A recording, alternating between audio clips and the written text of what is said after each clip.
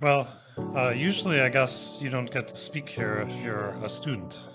So I feel really honored to be here, and I still mostly identify with the students here, which is one reason I really enjoy coming here, and it's just an amazing, amazing event, and thank you so much for organizing it. Now, I wanted to share with you that when I started Google, with Sergey, as was mentioned, it seems sort of obvious now that we should have done it. But at the time, we were really scared.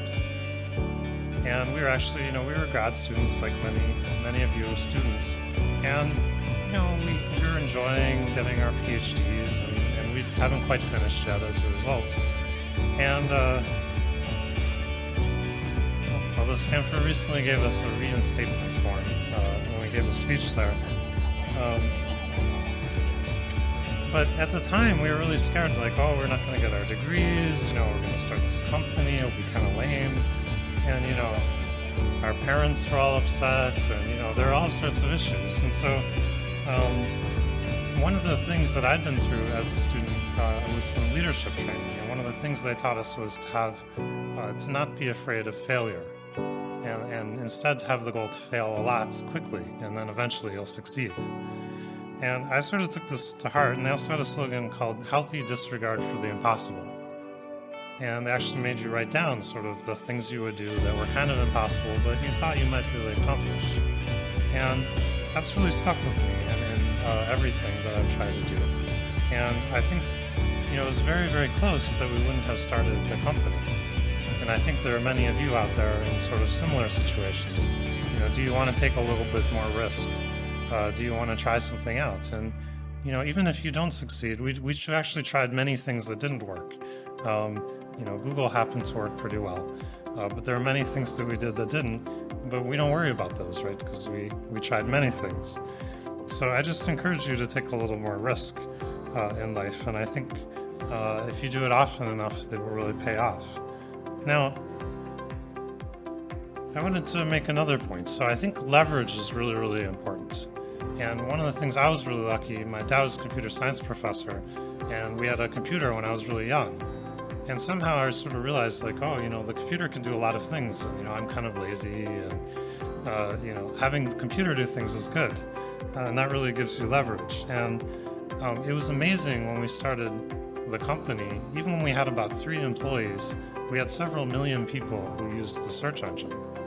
And we actually accidentally published our phone number at some point on the website.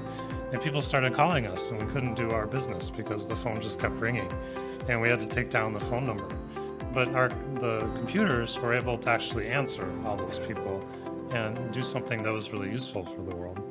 And I think for all of you, there are many areas where there's leverage available in the world, where 1 or 2 people, a good idea, a lot of hard work can really make a difference. There's many, many things like that. And it's good not to forget that, but it's good to look for those things. Google's mission is to organize the world's information and make it universally accessible and useful. And one of the things that surprised me, that's a very broad mission. It's a lot of work. We're not going to achieve it anytime soon, right? It's almost an impossible task. But it's an exciting task, and one that you can get other people excited about, and they can help you. And one of the things that also surprised me is it's sometimes easier to do something that's harder because other people get excited about it, and you can get much more resource.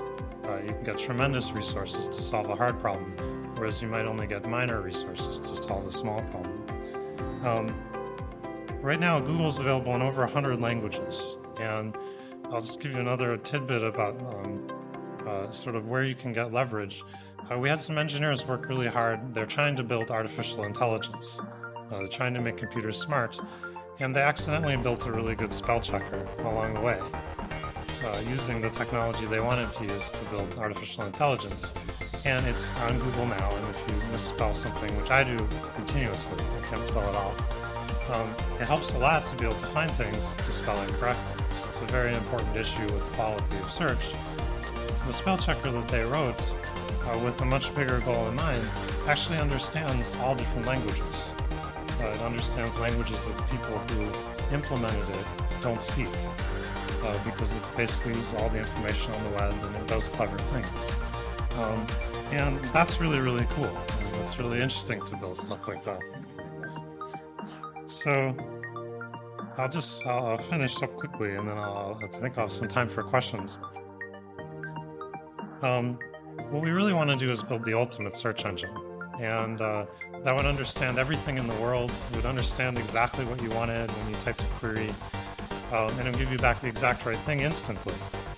So, I could type in there, what should I say today for my speech, and it would be back a good answer, right? And that's sort of the point. That's artificial intelligence. That means it would be smart.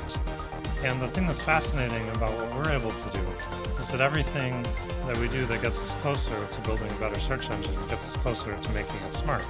And that's just a fun thing to do if you're an engineer, right? If you're trying to build things, it's just an exciting scientific pursuit.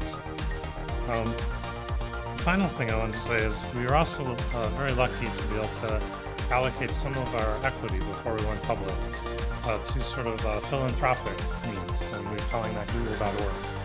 And we're lucky enough to have, I guess, about $700 million in that, and also employee time and other resources. And one of the things we're really looking to do is to apply the same kind of innovation and leverage with that money. So not to do what typical nonprofits have done, but to say, can we do some social entrepreneurship things? Can we establish businesses in places where they don't exist, and really do innovative things there? So I'm very excited about that too.